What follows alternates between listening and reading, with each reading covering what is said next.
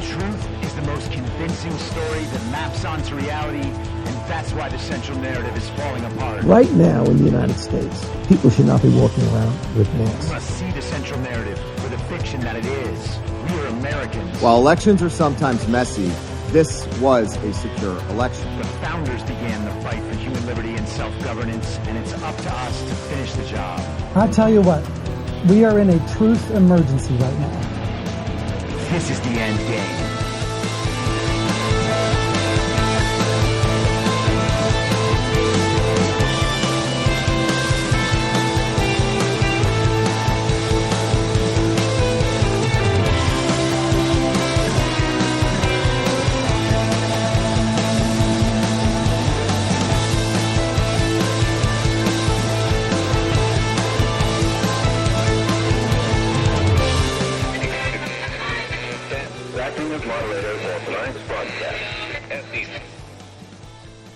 It's Friday, October 11th, 2024, the 1,360th day of dystopia. I'm your moderator, Chris Paul. Let's be reasonable.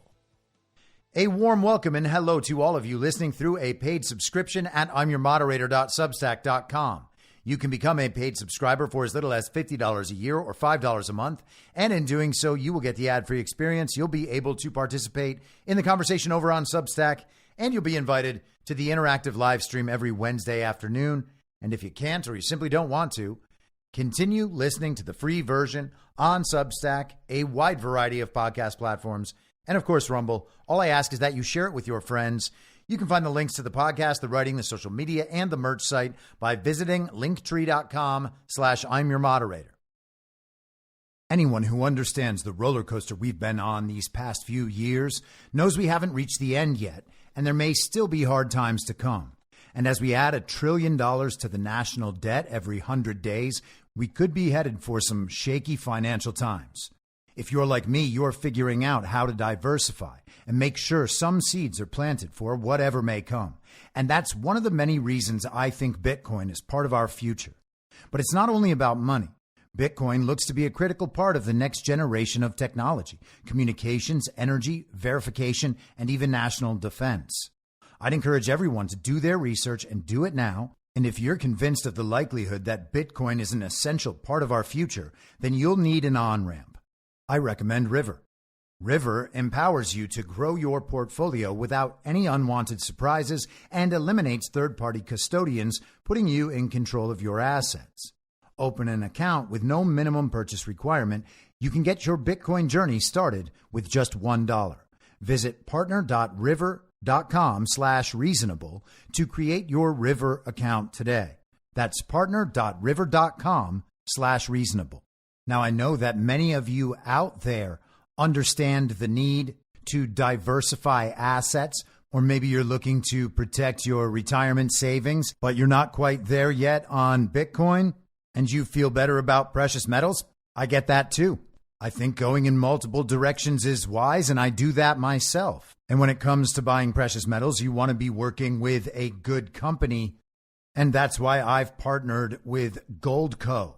Goldco is a 6-time Inc. 5000 winner, 2022 Company of the Year, and they've helped people like you and me place over $2 billion in gold and silver. And I have gotten silver from Goldco.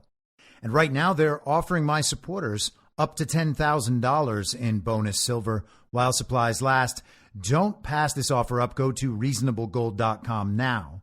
This is your opportunity to protect you and your family from an out-of-control government before it's too late. So don't wait a second longer. Take action today.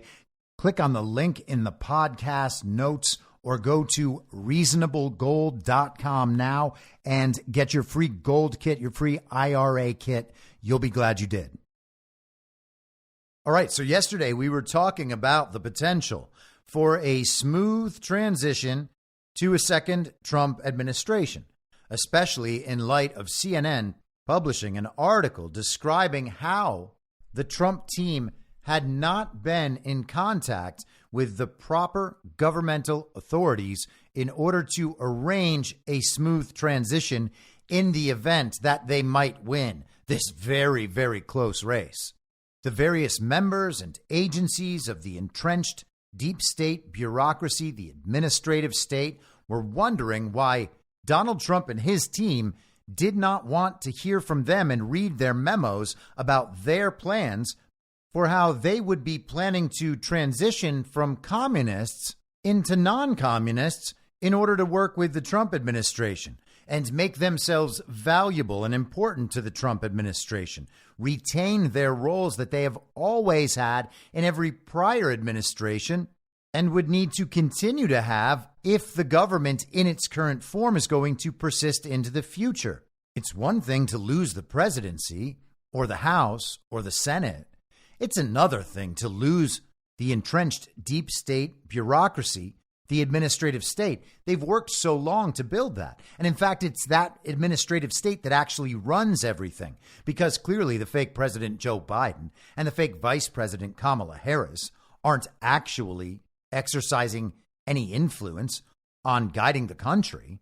They're little more than the paid celebrity spokespeople we used to see on daytime television, selling life insurance and various gadgets that you definitely need and that they can convince Medicare to pay for.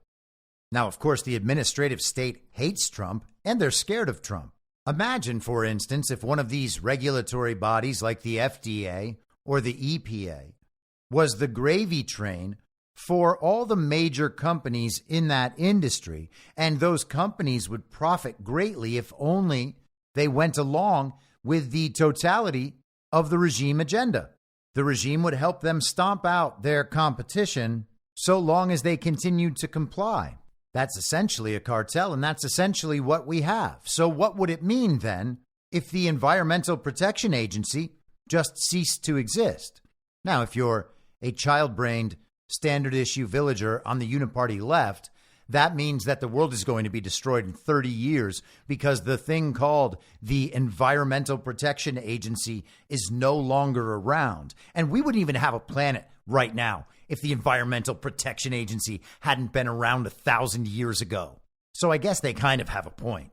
But for anyone with a functioning brain, the termination of a federal agency with a nice sounding name cannot possibly destroy all of God's creation. And of course, that's not why they're protecting it. But what about all those companies that are able to stomp out their competition based on their willingness to comply with the global regime agenda? They're happy to do the dirty work because they get all the treats and they grow so large that no one could ever replace them. That situation stays in place because the federal agencies continue to exist. What if someone like Donald Trump were to come in and just begin getting rid of them? Now, it's worth noting that most of these agencies took it upon themselves on behalf of the regime and their corporate partners and sometimes sponsors, and they subverted the first Trump administration. But I imagine they were a lot more confident 8 years ago than they are right now. So right now, you would have to imagine that whatever transition documents they might be creating and willing to pass along would probably be essentially sales pitches on why they need to stick around to manage these systems in a way that will prove marginally acceptable for a few years until they can begin their subversion again in preparation for a return to a regime candidate, a uniparty candidate, to once again be the face of that uniparty regime government that is essentially just a foreign occupation. Donald Trump wasn't all that interested in reading their thoughts, apparently, because we are hearing that there has been no contact. And the truth is there doesn't need to be contact because the government that we are shown on television as being in place in this country is illegitimate. They are nothing more than the public-facing representatives of that deep, bureaucratic, administrative state that operate whatever agencies still remain and whatever functions remain under their purview. They operate essentially as some kind of shadow iteration of a government structure that is collapsing and disappearing before our eyes.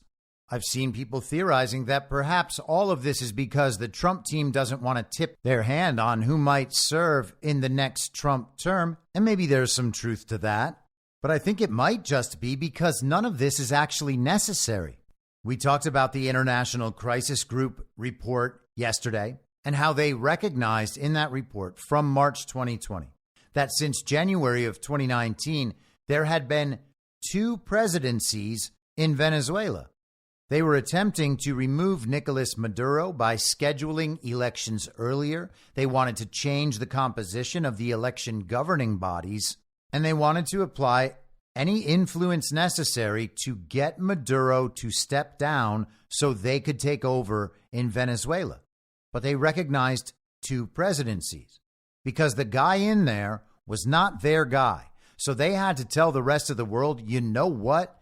This is actually the president in Venezuela. And if you are part of our contingent and our coalition worldwide, if you are part of this liberal international rules-based order, then you need to do business with that guy because we are going to sanction the absolute shit out of Maduro and Venezuela and try to economically destroy that country so that the people of that country will rise up and remove Maduro from power simply to ease their economic suffering. When their guy is in power, there is only one president, and that president must be recognized by absolutely everyone, or else you're threatening to destroy our democracy worldwide. But if it's not the regime's guy in power, then there's 2 presidents. And they use this program all across the world over and over again. In Venezuela's situation in particular, Maduro was opposed by a man named Edmundo Urrutia Gonzalez. And if they were somehow able to shoehorn him into office, he would have soon been replaced by a young woman named Maria Corina Machado. What does that sound like? Well, it sounds like Joe Biden and Kamala Harris.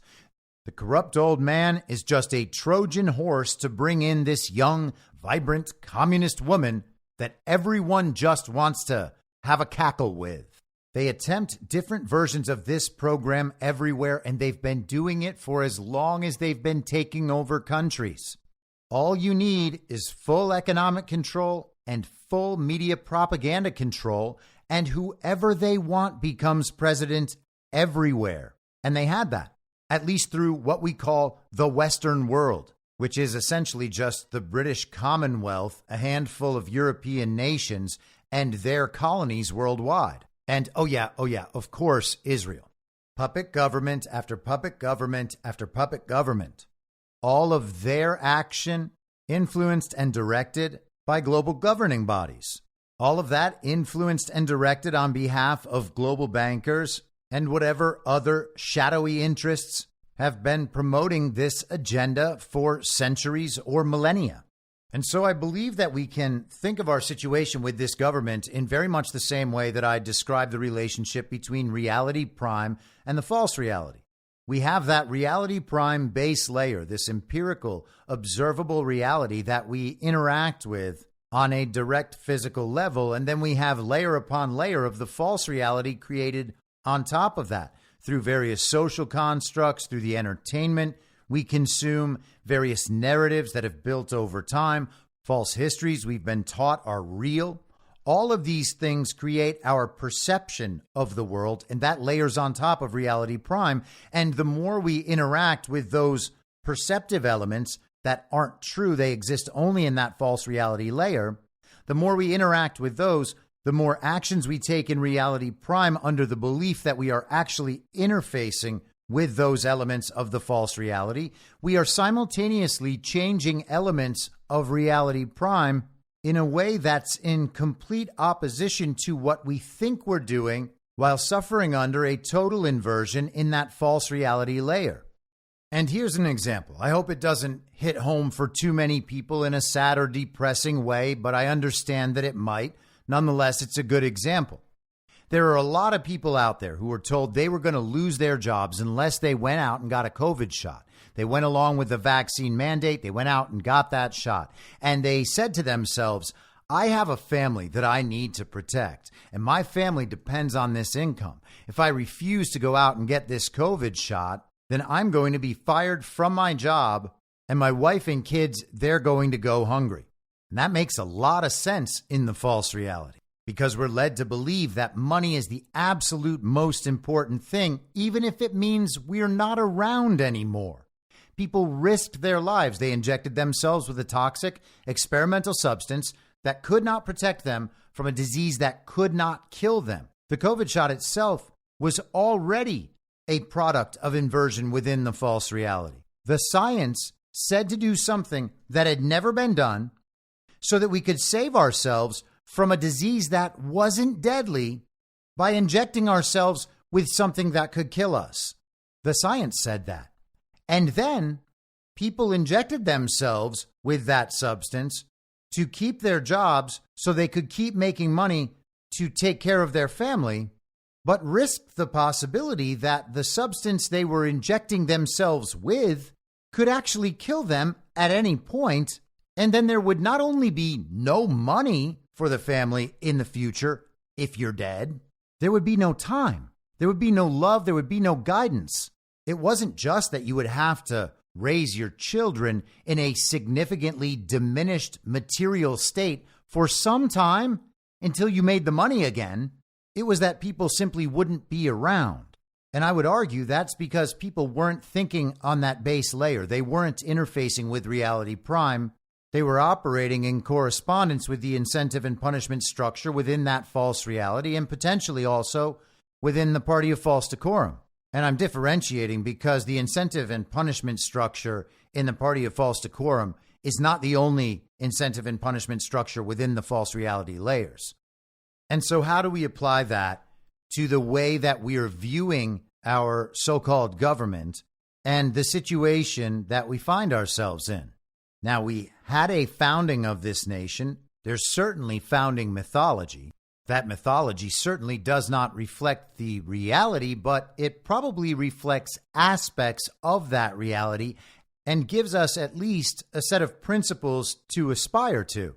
And regardless of whether or not that founding mythology is reflected in the reality 250 years later, that founding mythology is still our birthright. That is the thing that we were promised. And in many ways, that's more important. But to the extent that we have a government and to the extent that government could be legitimate, it is that layer at which that legitimacy could be realized. And on top of that layer, there's a whole lot of nonsense. We have talked many times and at length about Columbia Law School professor George P. Fletcher's book, Our Secret Constitution. In that book, Fletcher makes the argument that Abraham Lincoln and the Union fought the Civil War so that they could replace the Constitution with a second Constitution. And he makes the argument that that second Constitution is layered on top of the original Constitution. But that second Constitution inverts the meaning and intent of the original Constitution. We change from a republic into a democracy. We replace liberty and freedom with some notion of equality. And we replace the focus on the rights of the individual with the good of the state. This is not my interpretation. Fletcher is explicit about this. He thinks that Abraham Lincoln is a great hero for ushering in this new Constitution and the Reconstruction Amendments that inverted the meaning of our original Constitution and set us on the proper path. We can see the results across the board, but the truth is that wasn't even the beginning of this process. The Anti-Federalists warned about problems with the Constitution and how it was written. They believed that it was a concession to the very people they had just defeated. And now, 250 years later, we can see that their arguments were correct and things fell apart in the ways they suggested. Our power and control was systematically shifted back to the same global regime from which our founding mythology says we extricated ourselves. Now, the Supreme Court in the last few years has been undoing some of this, and all of that's good, and maybe that's the solution. Maybe we get back to the original Constitution and its meaning and its protections through this stepwise process that removes those layers of falsehood, and I'm totally open to that process. But until that process is completed, we need to recognize those layers of falsity. Most of the rules and regulations we live by, the statutes under which we can be promised, the court precedents that have inverted the meanings of laws that allow all of this unconstitutionality and anti-constitutionality to persist, that stuff needs to go away. But the truth is, right now, we don't have to allow it to govern us in the first place. Anything the state does beyond that is an overt use of state violence and a violation of human rights, even according to their own standards. But of course, we refuse to recognize it. Now, let's just say, for instance, if the global regime is competing in some sense with the people of the world in any individual nation that you might bring up, there is a sovereign faction, a nationalist faction in that nation that does not want to be part of the global regime system, then we could see the effort of the global regime in all of these countries around the world to seize full and complete control to the extent to which they are able to suppress opposition and resistance from those sovereign nationalist factions. And this is what I describe as the global good twin versus the global evil twin. So you've got this same struggle everywhere, this push and pull. The global evil twin is the global regime with these global governing bodies, the global bankers. They influence the countries around the world. They bring them under control through a cycle of these color revolutions, societal destabilizations, and infiltrations. The agenda is then implemented. Over time, people will get upset and reject that agenda, and the process repeats itself. Their weapons are, first and foremost, the propaganda media, waging narrative influence campaigns. You can imagine this at a very small level, by the way. If your neighbor is trying to take over running the HOA, they might create a rumor campaign in your neighborhood or building. If that doesn't work, they might try to wield financial influence. And I don't know how crazy HOAs get about this stuff, but after that point, there would be more direct action. But on the nation state level, they create the controlled opposition dynamic and then use that and the propaganda media to reject anyone who threatens the underlying truth of those controlled opposition dynamics. They will destroy people's reputations. They will attack their character. They will accuse people of things they didn't do. On a society-wide scale, they accuse people of atrocities. We watched white police officers be accused collectively in hunting black men in the United States of America just a few years ago. Or, for example, just a couple of years ago, we regularly heard about Russia committing various war crimes, like bombing children's hospitals, and we were shown psyops to convince us that was true. The goal is to change public sentiment so that the people themselves will enact the agenda. They will replace the bad people. They will be the resistance all by themselves, and not another finger needs to be lifted. If that doesn't work, then you go to the economic level. You buy people off. You sanction others. You can sanction entire companies. You can sanction entire countries. You can wage economic warfare for as long as necessary if you are the regime and you have access to the regime's fiat currency, currently branded as the American dollar. And if all of that fails too, well, then you can just wage war. That's what UN peacekeeping missions do. That's what NATO exists for. And often, sadly, that is what our U.S. military has been historically used for. Our country essentially funds and protects that global regime. And of course, that arrangement exists because the global regime maintains power over the global media, global finance, and Team America World Police. But what would happen if they just didn't have those tools anymore?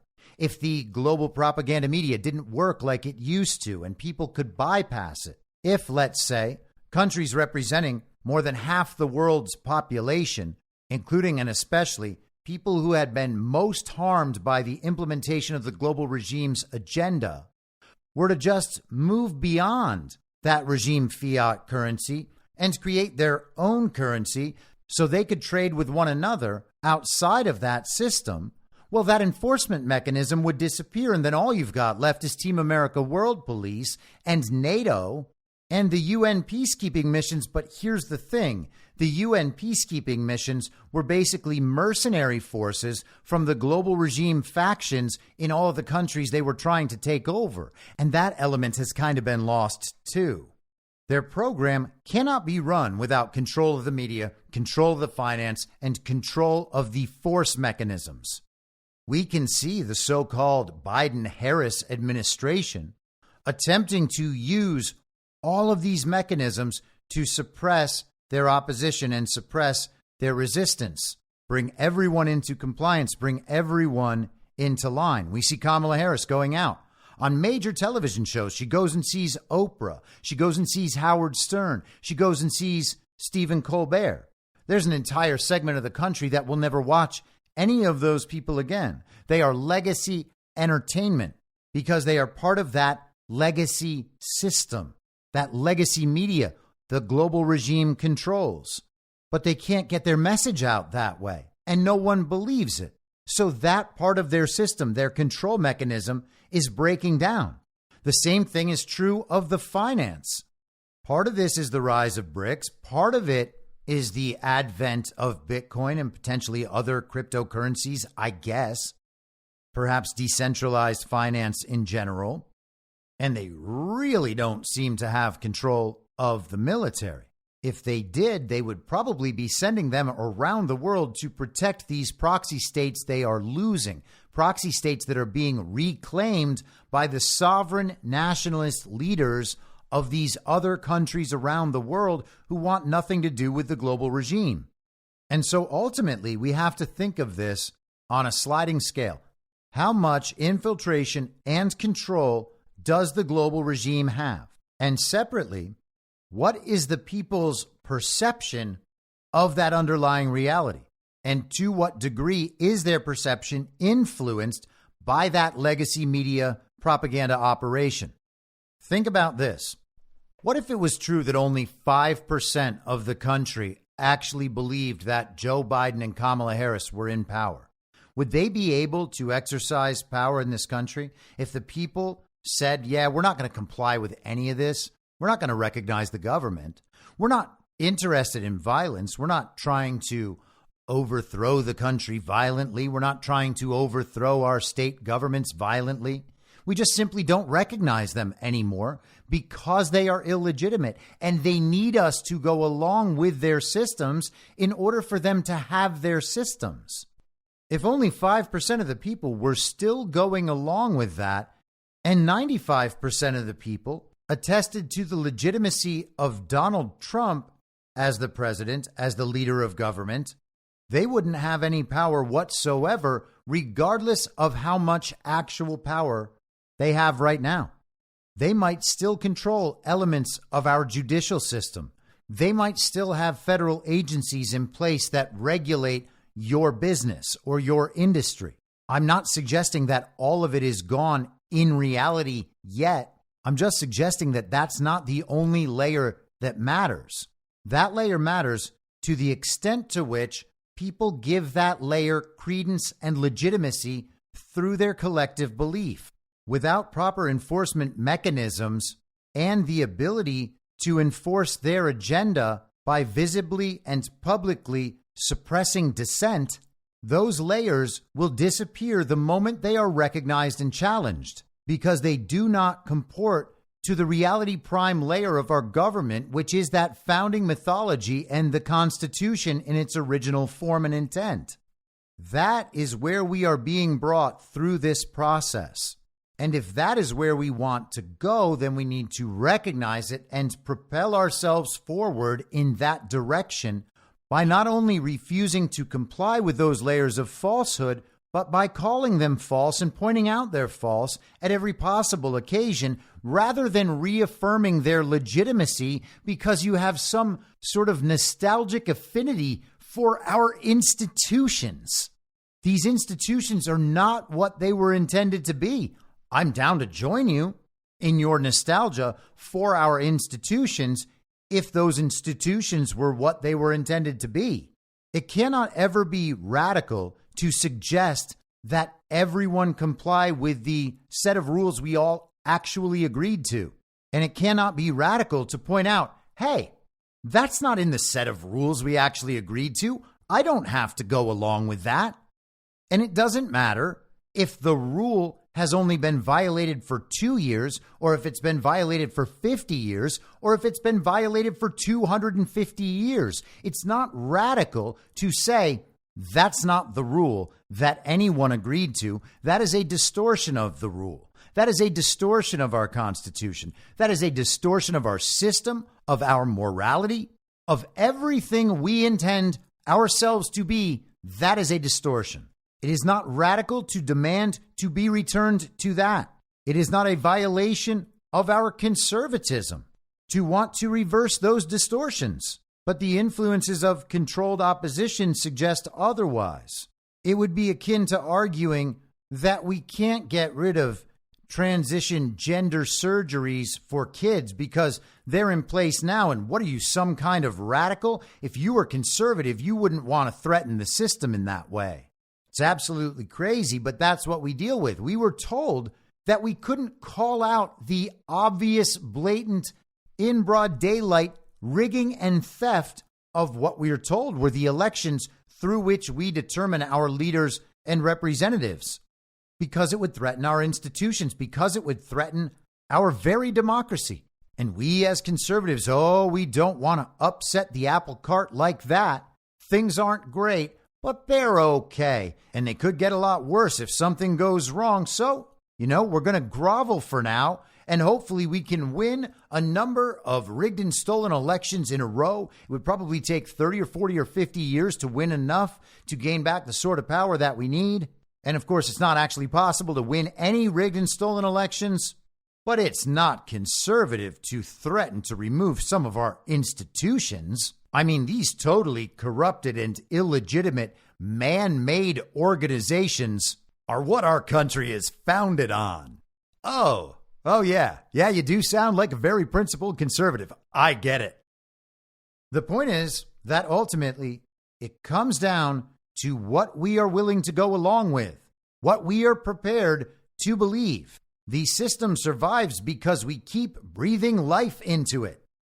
When the report from the International Crisis Group says there were 2 presidencies in Venezuela, they mean there's the sovereign nationalist president and there's their guy that they recognize that all the other countries of the global regime, or countries that want to remain on the global regime's good side, do business with.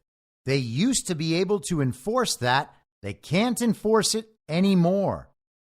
So let's flash back to January 4th, 2023. This is Axios. The headline: U.S. no longer recognizes Guaido as Venezuela's president. Biden official confirms. The U.S. is following the lead of Venezuela's opposition lawmakers and no longer considering Juan Guaido as the country's legitimate leader after the opposition-controlled National Assembly voted to dissolve the interim government, a senior U.S. State Department official confirmed to Axios on Wednesday. Okay? So the U.S., in one moment, ceased to recognize Guaido as the president, and that's all it took. The regime-controlled National Assembly decided to dissolve their shadow government in what you can be sure was some concession along the negotiating lines described in that International Crisis Group report. And at that moment, Guaido was no longer the president in the eyes of the regime, which doesn't matter because Nicolas Maduro was the president the entire time. There just weren't 2 presidencies anymore. Let's continue. Guaido never truly held the levers of power in Caracas. And his support with the public and within the fractured opposition had been slipping for years. But U.S. policy and, crucially, the opposition's claim to billions in Venezuelan assets overseas were still based around the premise of Guaido's legitimacy. So U.S. policy in Venezuela was based on Juan Guaido actually being president when he wasn't president and didn't hold any power. Juan Guaido was a fake president of Venezuela, simply recognized as the guy these other countries need to do business with. And they just told you why they stopped recognizing him as the fake president. It's because the opposition, that's the regime, by the way, the regime sets up, quote unquote, the opposition in any country controlled by sovereign nationalists, needed to get back its billions of dollars in Venezuelan assets held overseas. The U.S. stopped recognizing Guaido so various regime figures and entities could get their money back. And I want to read this sentence again. Focus in on the very end of it. U.S. policy and, crucially, the opposition's claim to billions in Venezuelan assets overseas were still based around the premise of Guaido's legitimacy. Of course, there was no premise for Guaido's legitimacy. They just said that because that's what they do. That's all a president being legitimate to them consists of. This is who we decided to make president. And they're able to do that in our government too, to the extent it can be enforced through media manipulation, financial manipulation, and at the end of all of that, force. You will remember that they consistently disavowed any premise of Trump's legitimacy. And in their minds, that's real because Trump's not running, quote unquote, our democracy. Trump is running our constitutional republic. Opposition lawmakers voted 72-29 on Friday to pull the plug on the quote unquote interim presidency.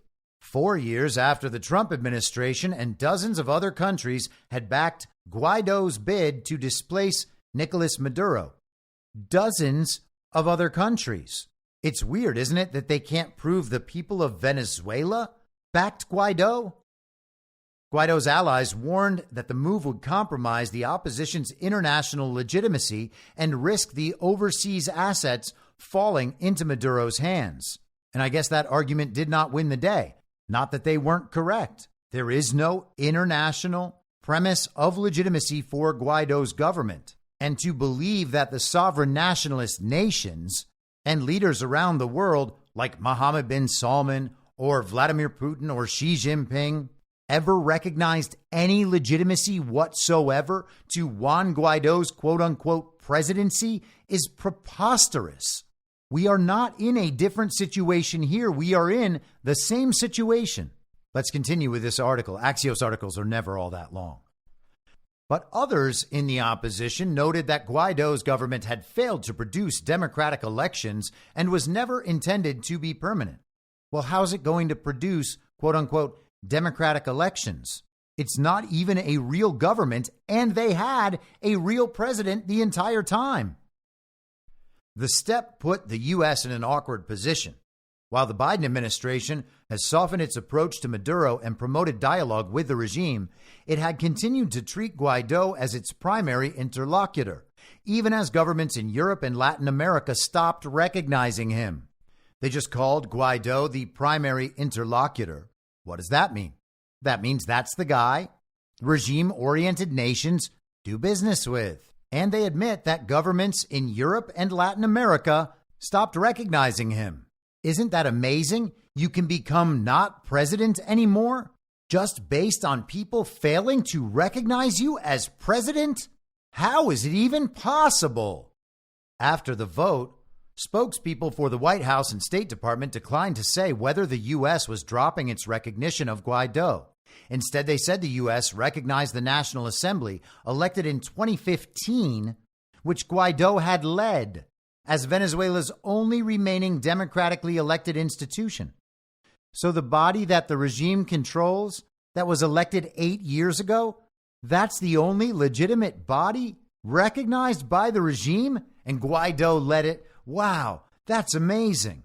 Also, we're told that this is the result of a vote in the National Assembly, the only regime-recognized body that led to the U.S. no longer recognizing Guaido. But that wasn't required for the governments in Latin America and Europe. And of course, it wasn't required for any of those sovereign nationalist governments that never recognized him in the first place because Venezuela already had a president? Should we imagine that the global propaganda media was telling the people in their colonies that Nicolas Maduro was actually the real president? We just have this guy Guaido over there we do business with. Juan Guaido is like Tony Soprano's girlfriend. He's got a wife. Everybody knows his wife. He's not even trying to get divorced. He loves his wife. Just also has a girlfriend. Maybe even a bunch of girlfriends. However, senior State Department officials told Axios on Wednesday the 2015 National Assembly recognizes Guaido as one of its members, not as interim president, as the interim government no longer exists. So we're following their lead. But here's the thing.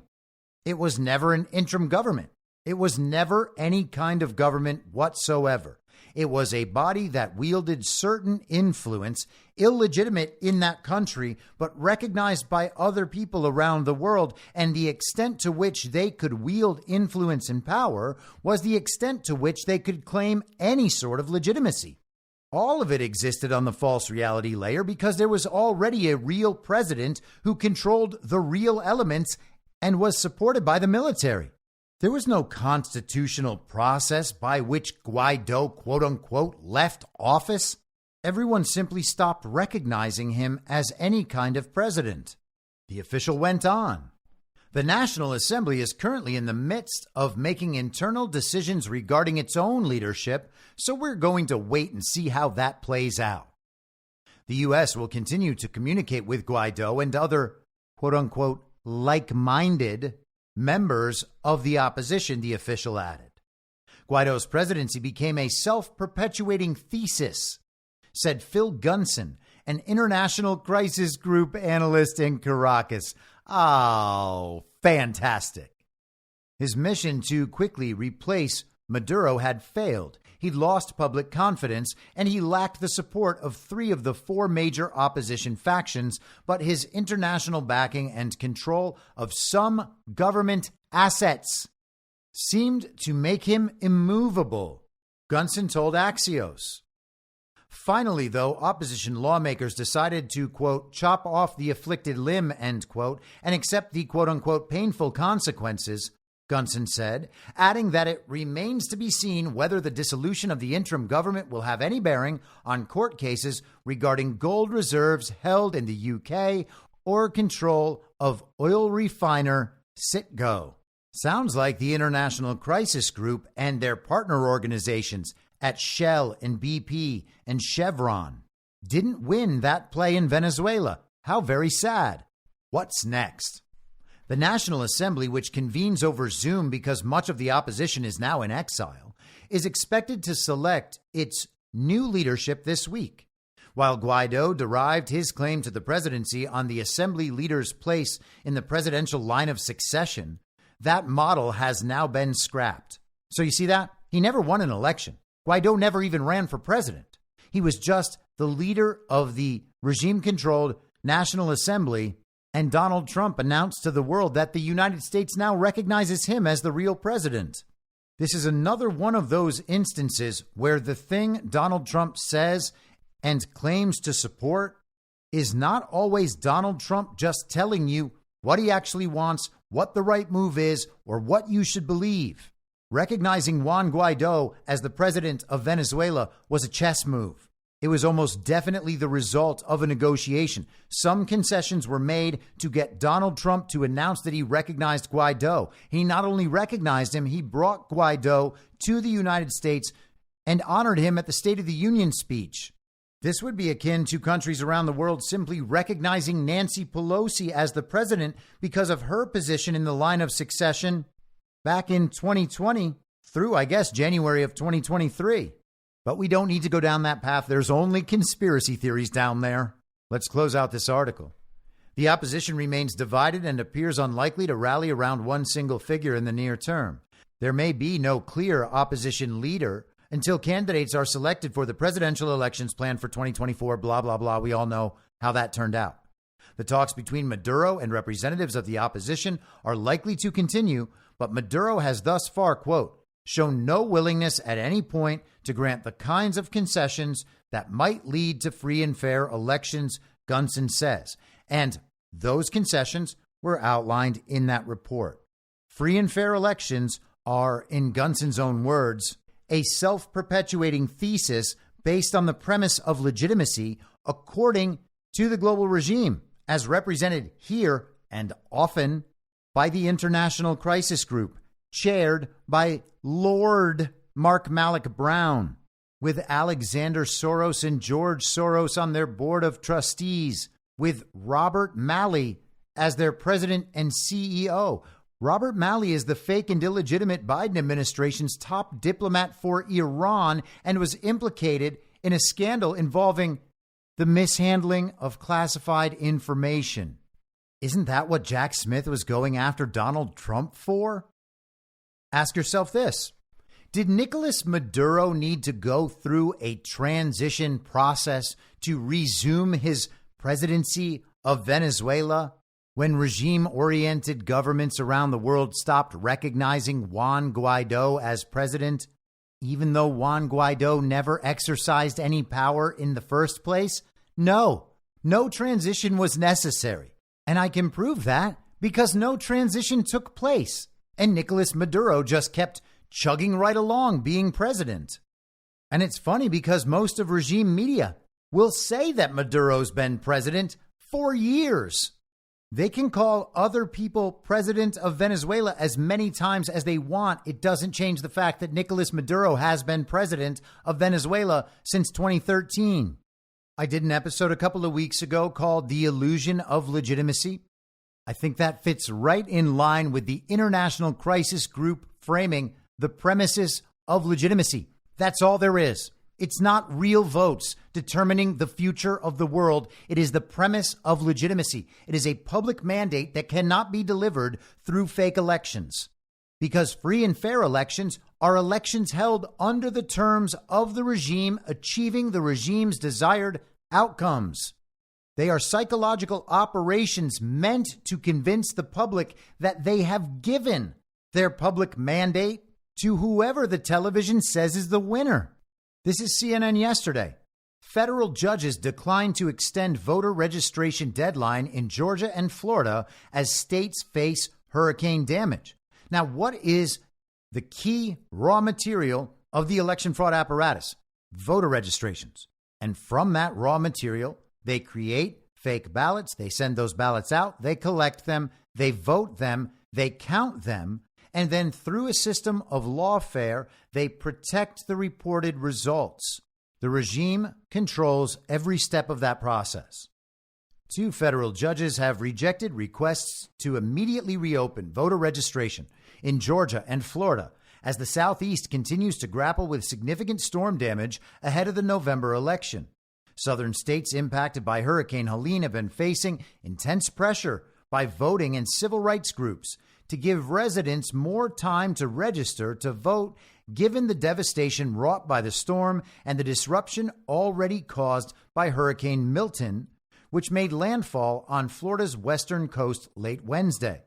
U.S. District Judge Eleanor Ross in Atlanta ruled on Thursday that arguments pushed by the NAACP, Georgia Coalition for the People's Agenda, and the New Georgia Project asking to extend the deadline a week lacked clarity and detail as to how specific individuals were harmed. And how about that? Conservative media is telling us that the Democrat Communist Party is attempting to steal these elections by disenfranchising voters in the hurricane-affected areas of these red states. They're saying these are primarily Republican voters. You're going to need their votes to win this close election. And at that point, we are supposed to get upset and say something must be done.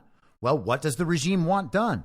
Strangely, the NAACP and these other communist, quote-unquote, voting rights and civil rights groups are pursuing the solution. They are using the hurricane to open up voter registrations in these states again, much closer to the election, so they can insert any number of names they need to create the ballots, send the ballots, collect the ballots, mark the ballots, count the ballots, and protect the outcomes in order to substantiate that a real election took place and that real votes were actually counted. Why are the most Trump-hating organizations on the planet trying to, quote unquote, protect the right to vote for all these poor white families in the affected areas? They just care so much about voting rights and civil rights? Well, that's never been true before. They're trying to open up a window to create a flood of new voter registrations. Without an extension, attorneys for the groups wrote in court papers, prospective voters, quote, will be deprived of that fundamental right because of the devastation caused by Hurricane Helene, the threat to safety caused by Hurricane Milton, and the resultant shutdown of all means of voter registration, including government offices, roads, the internet, and the postal service twice within the last weeks leading up to the voter registration deadline. Once again, the regime is exploiting a humanitarian crisis not even to win a legitimate election and make sure everyone who could vote and wanted to vote was able to vote. They're doing it so they can more easily substantiate whatever product of a fraudulent vote in a fake election they choose to report as real, all in service of creating the premise of legitimacy in the public perception and creating that necessary public mandate by threatening whoever might disagree with it. We went through the resolution coming out of the West Virginia legislature yesterday that essentially declared there's no way that West Virginia would recognize any claim to the presidency by Kamala Harris. And the resolution ran through a litany of justifications, threats that the regime made against Donald Trump, known aspects of election interference, various forms of manipulation, the assassination attempts, the assassination threats, if any bodily harm were to come to the Republican candidate. And I noted that all of those standards had been met. And not only that, they were met in 2020. Here's a headline in the Washington Post today. Trump requests military aircraft and vehicles amid Iran threat. Donald Trump's campaign requested military aircraft for Trump to fly in during the final weeks of the campaign, expanded flight restrictions over his residence and rallies, ballistic glass pre-positioned in 7 battleground states for the campaign's use, and an array of military vehicles to transport Trump, according to emails reviewed by the Washington Post and people familiar with the matter. The requests are extraordinary and unprecedented. No nominee in recent history has been ferried around in military planes ahead of an election. But the requests came after Trump's campaign advisors received briefings in which the government said Iran is still actively plotting to kill him, according to the emails reviewed by the Post and the people familiar with the matter who spoke on the condition of anonymity to describe sensitive documents. Wow. Trump advisors have grown concerned about drones and missiles, according to the people. In the emails over the past 2 weeks, from campaign manager Susie Wiles to Ronald L. Rowe Jr., the head of the Secret Service, she expressed displeasure with the Secret Service and said the campaign recently had to cancel a public event at the last minute because of a lack of personnel from the Secret Service, instead only putting Trump in a small room with reporters. Wiles said Trump's campaign is being hampered in its planning because of threats and expects to hold far more events in the final weeks of the campaign. She also wrote that the U.S. government has not been able to provide what the campaign views as an extensive enough plan to protect Trump. Representative Michael Waltz of Florida, a Trump ally, also wrote a letter to the Secret Service asking for military aircraft or additional protection for Trump's private plane, according to a copy of the letter reviewed by the Post. Secret Service officials did not answer specific questions about the discussions with the Trump campaign, but spokesman Anthony Guglielmi said in a statement that Trump is receiving, quote, the highest levels of protection, end quote. In a letter to the campaign, Rowe said the government is assessing what can be provided. Assistance from the Department of Defense is regularly provided for the former president's protection, to include explosive ordnance disposal, canine units, and airlift transportation, Guglielmi said. The Secret Service is also imposing temporary flight restrictions, quote, over the former president's residence when he travels, end quote. Additionally, the former president is receiving the highest level of technical security assets, which include unmanned aerial vehicles, counter unmanned aerial surveillance systems, ballistics, and other advanced technology systems, Guglielmi said. Most of the rest of the article is just the proper contextualization from the perspective of the Washington Post, which means they spend their time seeding different ways that their audience might dismiss this whole thing, thinking that Trump is crazy, the threats are overstated, no evidence, baseless claims, and the rest. And of course, Joe Biden and the Secret Service are doing everything within their power to protect Donald Trump. It's all very boring. What's not boring is Donald Trump requesting military aircraft and other military support as he travels around the country. And will he get it? That's the real question. We might see it this weekend. And if that's the case, that would be hilarious. How is he getting that protection? We're just hearing about the requests for the first time, and we're being told they're already doing everything they could ever need to do. So with that in mind, if Donald Trump gets the additional protection he's requesting, what could explain something like that? I don't know, but we had better explore every single possibility except that Donald Trump is actually the commander-in-chief. I mean, we were told by the global regime that Joe Biden is president. Donald Trump has even referred to Joe Biden as president a couple of times, just like the global regime referred to Juan Guaido as president. And Donald Trump also referred to Juan Guaido as president a couple of times. Gosh, it's all just so difficult to understand.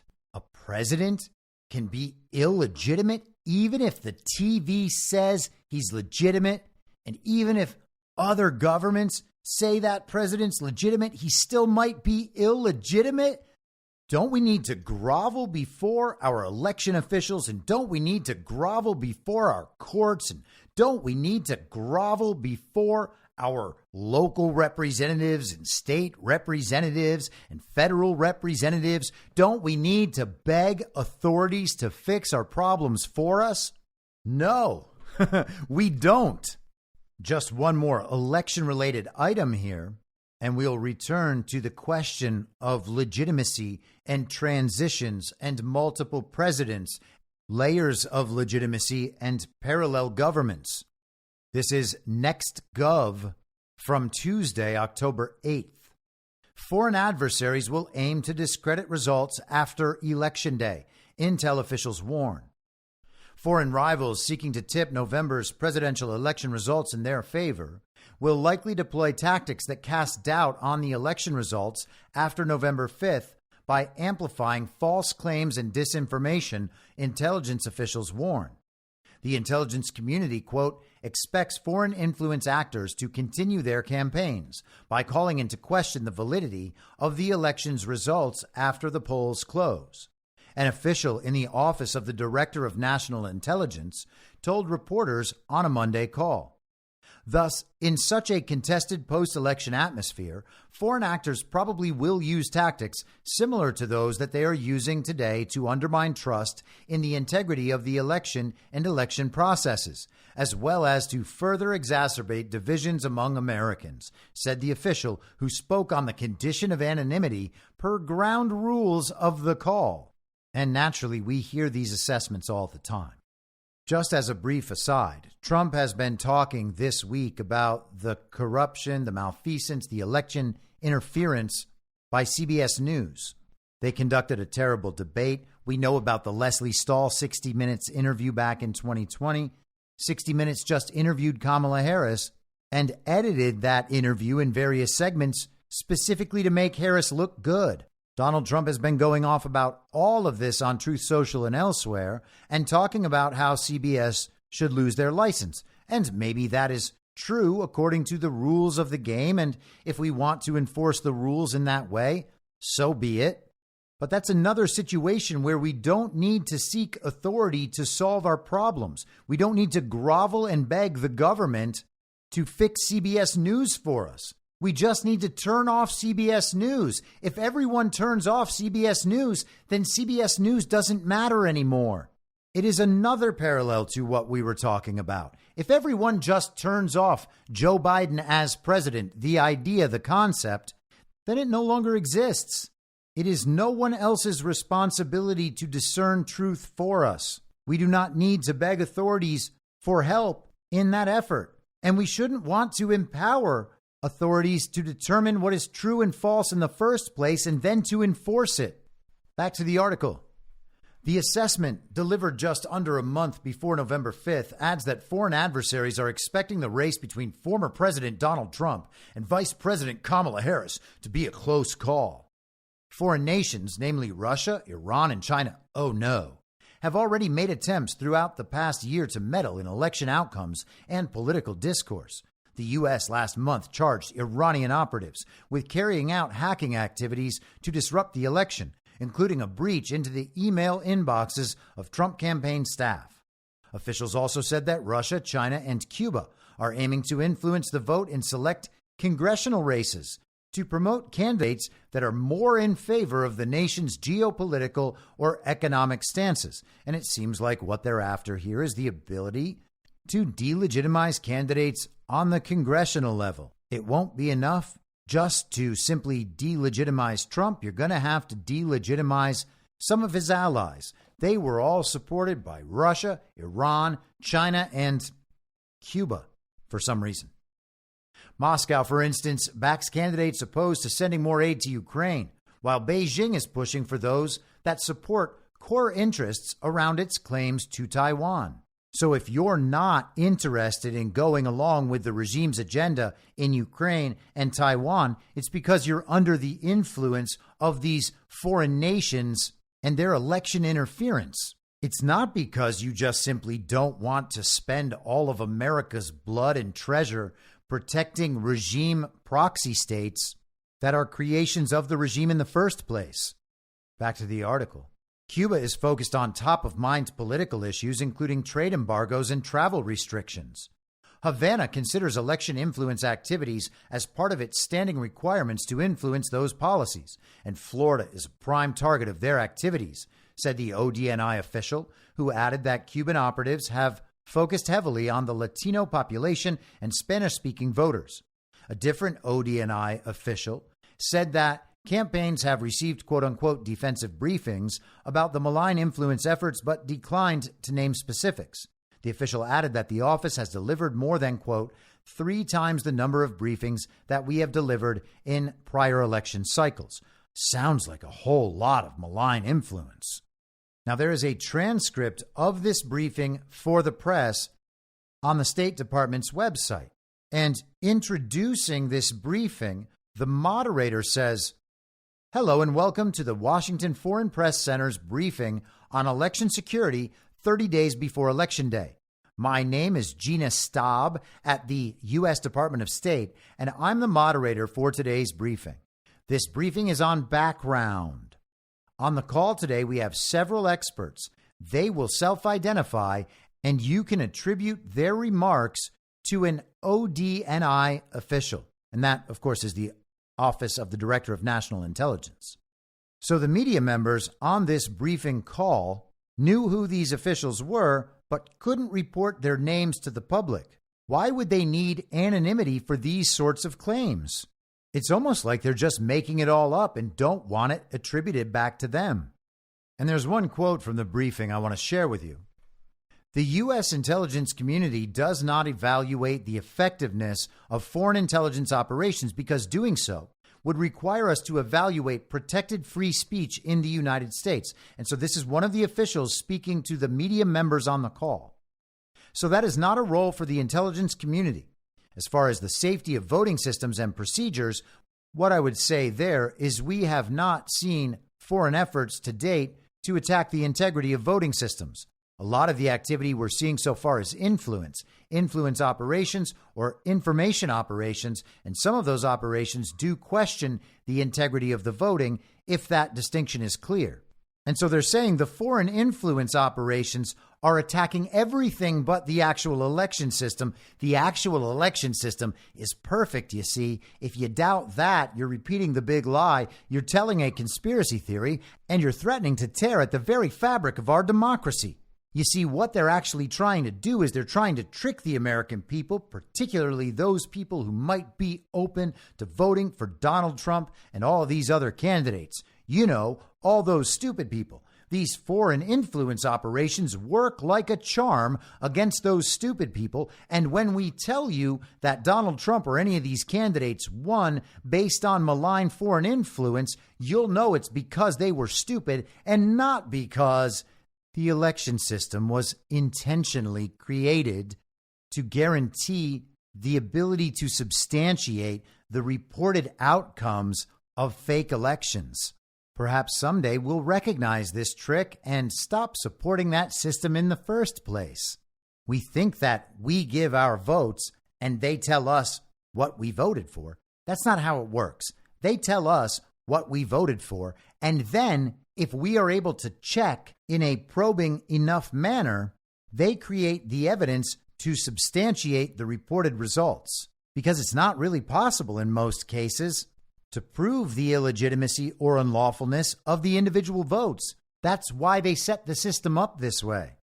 And so let's get back to matters of transitions and illegitimacy and parallel governments. This is from Axios yesterday. Some top Dems won't commit to certifying a Trump win. Isn't that remarkable? It sounds like the media is telling us that members of the Uniparty are refusing to accept the results of our elections, even though we're told that our elections are free and fair, safe and secure, and that the reported results accurately reflect the will and intent of the American voters. How is it possible? Are they threatening our democracy? No, because it's not our democracy. We're talking about the parallel system that they have layered on top of our actual system. And in that false reality, they are not threatening to tear America apart. They are preserving America. And they expect you to go along with it because your idea of America is formed within their false reality, and that is what they rely on. As soon as you stop complying with their projection of what America and America's government actually are, it simply vanishes. House Democrats railed against House Speaker Mike Johnson for hedging on whether a GOP-controlled House would certify a Kamala Harris victory. But some of their senior members are playing a similar game. Those Democrats are trapped between their deep distrust of Donald Trump and their vigorous denunciations of any election challenges in the years since the January 6th attack. Democrat leaders, however, seem fully prepared to certify a Trump victory, making potential dissenters a small minority. Raskin, the House Oversight Committee ranking member and former J6 committee member who objected to Trump electors in 2017, told Axios in an interview that if Trump, quote, won a free, fair, and honest election, then we would obviously accept it, end quote. However, Raskin said he definitely doesn't assume that Trump would use free, fair, and honest means to secure a victory. Trump, Raskin says, is doing whatever he can to try to interfere with the process, whether we're talking about manipulating electoral college counts in Nebraska or manipulating the vote count in Georgia or imposing other kinds of impediments. Neither of those two examples Jamie Raskin just gave are Donald Trump's doing, nor is there anything untoward about them. He's mad that Georgia's state elections board wants the ballots counted. Representative Jan Schakowsky of Illinois, a senior chief deputy whip, who voted to object to George W. Bush electors in 2005, said of Trump, "I don't know what kind of shenanigans he is planning," adding, "We would have to, in any election, make sure that all the rules have been followed." Oh yeah, just like 2020. But of course they weren't followed. And everyone who brought that up was framed as a domestic terrorist. Schakowsky later said in a statement that she was, quote, proud to join all my Democrat colleagues in certifying the 2020 election, and that she looks forward to, quote, doing the same in January 2025. House Minority Leader Hakeem Jeffries, who wields huge influence over his members, has signaled there is little chance of an organized effort to decertify electors. House Democrats are going to do everything necessary to ensure that the winner of the presidential election is certified on January 6th without drama or consequences, Jeffries said at a September press conference. House Administration Committee ranking member Joe Morell of New York, Jeffries' top deputy on election administration issues, has made similar statements. The two parties have very different histories when it comes to election objections, with Democrats lodging doomed, symbolic challenges as part of largely uneventful proceedings. In 2005, Democrats' objection to Bush's win in Ohio failed 31 to 267 in the House and 1-274 in the Senate. In 2017, half a dozen Democrats filed objections to 10 Trump elector slates, but failed to get the backing of a senator and were unable to force any votes. In 2021, a majority of House Republicans voted to object to President Biden's wins in Arizona and Pennsylvania. It was part of a sprawling effort to overturn the 2020 election that culminated in the deadly attack on January 6th. So objecting to an obviously fraudulent election in two states where those state legislatures agreed caused January 6th, but repeated objections to certified electors by Democrats failed and were largely uneventful afterward, and therefore are just a legitimate part of this process. Everything within their system is legitimate on their terms because they create the terms for legitimacy within their system. Everything outside of their system is illegitimate because, again, they create the standards for legitimacy. Who gave them that right? Who gave them that responsibility? Who even gave them the opportunity? You didn't. I didn't. It is a charade. It is a falsehood layered on top of what our country is actually supposed to be. Did they follow their own stated standards of legitimacy? No, they did not. They simply recognized their guy, and they enforced the premise of legitimacy through their control of media and finance, with the threat of overwhelming force just behind it. And they used that force against individual American people in order to show the rest what would happen to them if they stepped out of line. And of course, that notion was all enforced through media manipulation and financial manipulation. Back to Axios. Argued Raskin, Democrats don't engage in election fraud and election fabrication. Very bold, commie, very bold. Trump and his loyalists are already laying the groundwork to deny Harris a victory, including filing over 100 lawsuits challenging election procedures. Democrats, for their part, may challenge a Trump win in court, but likely wouldn't take that fight all the way to Congress, said former January 6th committee chair Benny Thompson. And again, the entire point is that they are seeking public mandate, so they can't then go do things that would threaten the potential for public mandate. Thompson argued there are enough provisions in law so that voters who feel aggrieved in their loss can take it to court. The bottom line, according to Axios, I expect we would do as we did in 2016, Representative Dan Kildee of Michigan, a member of Jeffrey's leadership team, told Axios. While disappointed with the outcome of the election, and despite a handful of outliers making a statement, we did not object then, nor would we now object to the result of a Democratic election. And I guess we shall see. Raskin has offered a variety of potential objections and potential strategies they might pursue in the event the television tells us that Donald Trump has won. Those may even be better options for them, particularly if they can work to disqualify Donald Trump from the presidency using, of course, that Reconstruction Amendment, the 14th Amendment.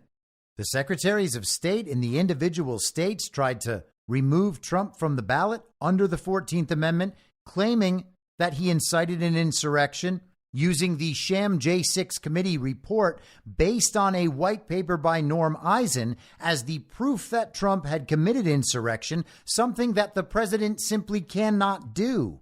But the Supreme Court said they couldn't.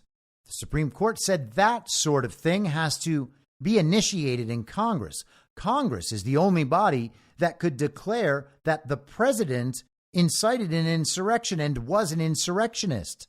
And Raskin has said before that he intends to pursue that strategy. And of course, that strategy itself only exists in that false reality layer.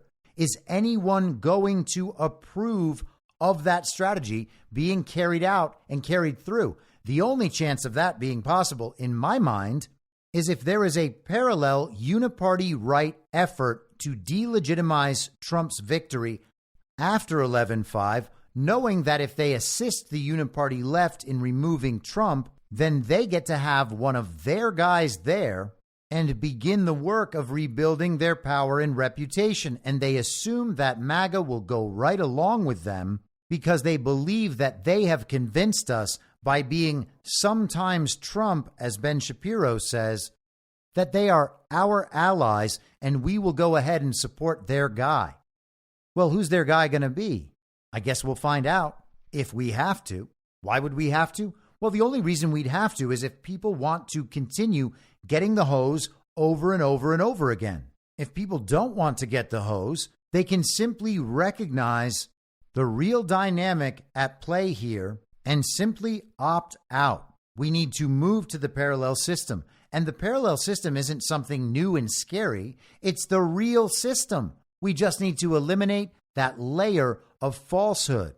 And that sort of thing can be done quickly if absolutely everybody realizes it must be done, and no one will stand for any delays in that process. There is no need to seek the help of higher authorities. It's something we do in our minds and can enforce in our voices. And when we do that, we will experience the smooth transition to a second Trump administration that has already happened. I'll be back on Monday at the same reasonable time on the same reasonable podcast network. I don't have a network. Masks and lockdowns don't work. They lied to you about a pandemic. And Joe Biden will never be president. In my mind, that's the end game. If you're listening for free and would like to support the show, the best way to do that is by signing up for a paid subscription at imyourmoderator.substack.com. You can find the info stream over on Telegram at t.me/veryreasonable. The merch site is cancelcouture.com. And for all my other links, you can visit linktree.com/imyourmoderator. And I'll see you soon. Down on the range.